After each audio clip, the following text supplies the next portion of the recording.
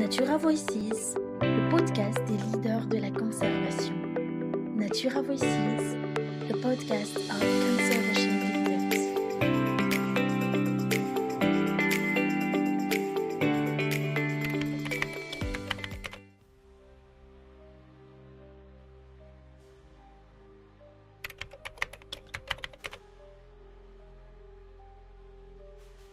Bonjour à toutes et à tous et bienvenue dans Natura Voices, le premier podcast qui met en lumière les leaders de la conservation. C'est une initiative signée Natura Defenders en partenariat avec l'Africa Europe Foundation. Je suis Valérie Raffaramian et à travers ce podcast, nous partons à la rencontre des jeunes porteurs d'initiatives environnementales pour écouter leurs histoires, apprendre leur parcours et s'inspirer de leur engagement. Vous vous demandez sûrement, mais quel est l'objectif de ce podcast ? En effet, mettre en lumière celles et ceux qui défendent la nature, transmettre des messages positifs et montrer qu'un avenir où la biodiversité se régénère est possible grâce à ces jeunes qui s'élèvent pour la planète.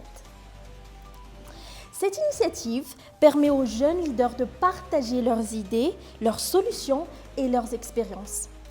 Mais il ne s'agit pas seulement de parler. Ce podcast est avant tout un appel à l'action qui valorise le rôle moteur de la jeunesse et sa capacité à apporter des idées neuves, audacieuses et de points de vue variés dans la collaboration entre l'Afrique et l'Europe. Pour ce tout premier épisode, nous avons le plaisir d'accueillir Jeanne Tania Lemaitre, Youth Advocate for Climate ou défenseur des droits de l'enfant dans le domaine du climat auprès de l'UNICEF Madagascar, Policy Tracker à la COP29, mais aussi volontaire et activiste environnementale. Bonjour Tania et bienvenue dans Natura Voices. Nous sommes très ravis de vous avoir avec nous aujourd'hui. Bonjour Valérie et bonjour aussi à nos auditeurs et merci pour ce beau podcast. Tout à l'heure, j'ai évoqué quelques éléments de votre parcours, mais est-ce que vous pouvez nous en dire plus sur votre cheminement professionnel ? Comment vous êtes arrivée ici ? D'accord. Plus précisément, j'ai commencé en 2018 quand je venais d'avoir mon bac. Je me suis déplacée ici à Tana pour poursuivre mes études en pharmacie. Et là, j'étais sortie avec une amie et par hasard, on a mangé quelque chose ensemble et j'ai jeté mes déchets. Et donc, mon amie me disait, elle qui n'est pas dans le domaine de l'environnement ou quoi que ce soit, mais elle me disait juste en tant que citoyen responsable, Tania, est-ce que tu peux ne pas jeter tes ordures dans l'environnement ? Et là, ça m'a vraiment conscientisé en fait ce qu'elle me disait jusqu'à maintenant. Et c'est là que tout a commencé. Un mois plus tard, j'ai suivi une formation à Tuléar, une formation de l'éducation à la citoyenneté et responsabilisation des citoyens avec Civilian Madagascar. Et après tout ça, je me suis œuvrée dans des associations aussi qui œuvrent dans la protection de l'environnement, comme Move Up Madagascar. Et en 2024, c'est-à-dire l'année dernière, avec l'Alliance EC et Move Up Madagascar, j'ai représenté la jeunesse malagasy à la COP29 en tant que policy tracker, qui veut dire j'ai suivi les négociations, l'évolution de la négociation. Et en mars de cette année, j'ai été nommée comme défenseur de droits des enfants sur la question climat auprès de l'UNICEF. Voilà mon petit parcours en tant qu'activiste et environnementaliste. C'est vraiment un beau parcours, comme quoi on peut être conscient de la protection de l'environnement à tout moment. En tant que Youth Advocate for Climate à l'UNICEF Madagascar, vous représentez la voix des jeunes dans les discussions environnementales. Selon vous, pourquoi il est essentiel d'impliquer les enfants et les jeunes dans les débats sur l'environnement ? Effectivement, les jeunes et les enfants sont les citoyens de demain. Et aussi, les enfants sont plus vulnérables à tout ce qui est changement climatique. Et Madagascar, on sait que c'est plus exposé à tout ce qui est catastrophe naturelle. Par exemple, ces 2 dernières décennies, Madagascar compte 48 nombres de cyclones, 7 inondations. Donc cela peut avoir des conséquences néfastes à leur épanouissement, à leur développement, à leur santé et à leur éducation. Et on sait aussi que la jeunesse représente 60% de la population ici à Madagascar. Et cette jeunesse-là possède beaucoup d'énergie et qui porte des idées innovantes. C'est pourquoi il est tellement essentiel de les inclure dans tout ce qui est décision climatique. Je comprends tout à fait que les jeunes et les enfants ont un rôle essentiel dans tout ce qui est question environnementale. Comme ce qui a été dit, la jeunesse, c'est aujourd'hui. On dit souvent que la jeunesse, c'est demain, mais c'est là actuellement que nous passons à l'action. Et c'est pour ça que je vais venir à la prochaine question. Est-ce que nos études doivent toujours avoir un lien avec le domaine de l'environnement pour qu'on puisse être comme vous, leader de la conservation, ambassadrice au niveau national et international également? Pas forcément, parce qu'on habite dans une maison commune, c'est-à-dire on peut utiliser à tout moment ce qu'on a appris à le protéger, à protéger cette maison commune-là dans nos quotidiens.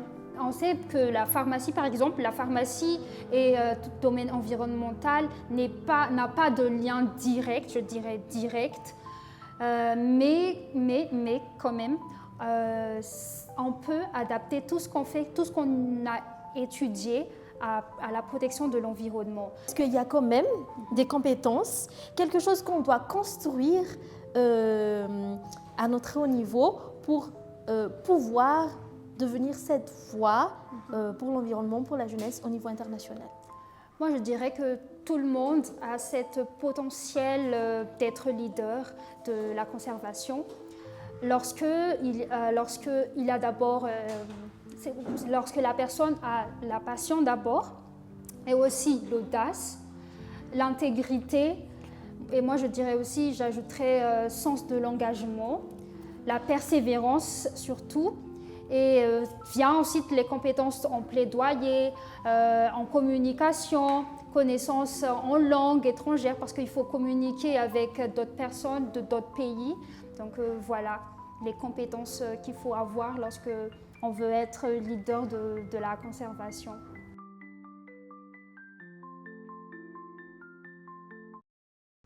Comment parvenez-vous à concilier vos études en pharmacie avec tous les projets environnementaux, tout le volontariat que vous faites pour l'environnement? On me demande toujours cette question-là et moi je réponds toujours par c'est une question de priorité, parce qu'il faut mettre toujours en tête qu'est-ce qui te semble prioritaire dans la vie. Et pour moi, ce sont mes études là, parce que ce sont mes bagages. Du coup, je place toujours avant toute chose mes études, même si des fois ça semble être difficile pour moi, mais j'essaie de placer toujours mes études avant tout et vient ensuite les activités extra-universitaires. Selon vous, quels sont les plus grands défis qui empêchent les jeunes d'atteindre leurs objectifs s'ils ont des projets dans le domaine de l'environnement? Il y a des barrières lorsque on est sur terrain. Par exemple, il y a cette barrière culturelle. Les jeunes d'aujourd'hui, on ne nous accorde pas assez, je dis assez, parce qu'il y a déjà des initiatives. Par exemple, la CDN3, on nous donne de l'espace, mais ce n'est pas vraiment assez pour les jeunes d'exprimer leurs idées et les inclure dans les décisions concernant leur avenir. C'est toujours inclure les jeunes dans les décisions, dans la prise de décision et leur donner de l'espace pour exprimer leurs idées, former aux thématiques discutées pour avoir plus de compétences dans leurs actions. Vous avez tout à fait raison en parlant des droits fondamentaux des jeunes à Madagascar. Mais si on allait parler des revendications que vous avez apportées lors des conférences internationales comme la COP, est-ce que vous pouvez nous dire un peu ce que vous avez proposé ou plaidé? À la COP, moi je plaide pour que les bailleurs ne nous imposent pas les manières de nous donner des financements climatiques, pour que ça ne soit pas sous forme de dette, ou bien qu'ils imposent la forme sous forme de, par exemple, des projets d'adaptation ou d'atténuation, mais ça s'adapte vraiment à la communauté locale pour qu'on ne reste pas sur tout ce qui est discussion, mais on va prendre vraiment des décisions qui sont concrètes et urgentes par rapport à la réalité et prendre aussi des sanctions pour les pays qui ne suivent pas les règles qui ont été posées. Et comment vous avez vécu cette expérience lors de la COP? Parler de ça haut et fort devant les bailleurs internationaux. Est-ce que ça a quand même fait un peu peur? Parce que Tania, même en tant qu'ambassadrice de la conservation, vous avez 24 ans. Donc, est-ce que vous avez eu l'impression d'être quand même petite face à tout ça? Comme je disais tout à l'heure, les compétences qu'il faut avoir, c'est l'audace. Tu étais là-bas et tu disais, avant de partir, tu disais, je dois le faire pour mon pays. Donc, il faut que tu aies cette idée-là dans la tête. Et une fois arrivé là-bas, il faut enlever tout ce qui est trac et tout ça. Et tu devrais dire, moi, je vais parler pour mon pays. Donc, tu le fais. Et pour moi, au début, en fait, je me suis déjà préparée mentalement. Et j'étais là-bas, je me suis lancée et j'ai fait ce que je peux faire pour mon pays. Votre rôle au sein de l'UNICEF repose beaucoup sur la sensibilisation des jeunes, la sensibilisation des enfants. Quelles sont les réalités sur terrain quand vous faites ces sensibilisations? Il y avait un moment, en mai de cette année, où j'étais en mission avec l'UNICEF et j'ai pu discuter avec des enfants dans leurs écoles. Ils adoptent le projet Un élève et un arbre. Et j'étais vraiment très touchée parce que ces enfants-là, il y a certains enfants qui sont vraiment très à fond dans leur engagement et aussi sont conscients du cause, mais ils m'ont partagé quand même leur ressenti par rapport à leur entourage parce que leurs parents, par exemple, ne les accordent pas la parole parce qu'ils sont considérés comme des enfants et que les parents ils ont toujours raison. Et c'est là que je me suis rendu compte que l'éducation ne se suffit pas seulement aux enfants, mais aussi il faut éduquer les parents parce que l'éducation, ça commence dans un foyer, dans la maison. Donc, si on a ces parents négligents, comment ils peuvent partager ça à leurs enfants?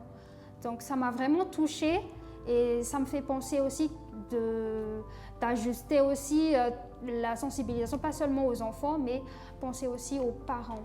C'est vraiment une très belle initiative parce que les enfants, des fois, on a tous ressenti ça, on est jeunes, on a l'impression d'être impuissants face aux grands décideurs, mais c'est à ce stade que nous devons changer quelque chose et vraiment dès le plus jeune âge. Donc merci Tania pour cette ambition, pour ce partage, ça nous inspire. Vous avez affirmé lors de la restitution de la participation de Madagascar à la COP29 que le changement climatique est un combat collectif qui n'exclut personne. Il ne s'agit pas de diviser les camps, mais d'inclure chacun dans les décisions, de rassembler toutes les forces, main dans la main, associations, entreprises, jeunes et gouvernements. Et à partir de cette belle vision, quelle synergie concrète imaginez-vous entre les organisations environnementales à Madagascar, d'Afrique et d'Europe pour amplifier notre impact collectif? À l'échelle internationale, cette synergie pour moi se traduit par une action commune et équitable en faisant régner la justice climatique. Ça pourrait aussi traduit par partage d'expériences, partage de connaissances entre pays et aussi soutien mutuel. Des fois, peut-être, Tania, tu te sens découragée, tu te sens pas très motivée. Est-ce qu'il y a une personne qui t'inspire en particulier, un souvenir qui t'inspire en particulier pour continuer ce combat? Ma motivation et la personne qui m'inspire, en fait, c'est moi. Parce que si c'est pas moi, si je brille, je peux faire briller les autres. Et si ce n'est pas moi, qui pourrait le faire à ma place? Donc, pour moi, ça commence toujours par soi-même. Un souvenir qui m'a marqué aussi, lorsque j'étais en première année, quand je sortais de l'université avec mes amis. Comme la première expérience, en fait, quand je venais juste d'arriver à Tana, je disais à mes amis de me donner leurs déchets au lieu de les jeter. L'un de mes amis m'a raconté que lui aussi, à son tour, il est devenu exigeant par rapport à tout ce qui est déchets à la maison. Et là, je me suis rendu compte que si on fait une action, ça peut faire des taches d'huile. Cet effet de taches d'huile m'a donné le courage et l'espoir. Ça va impacter nos entourages petit à petit.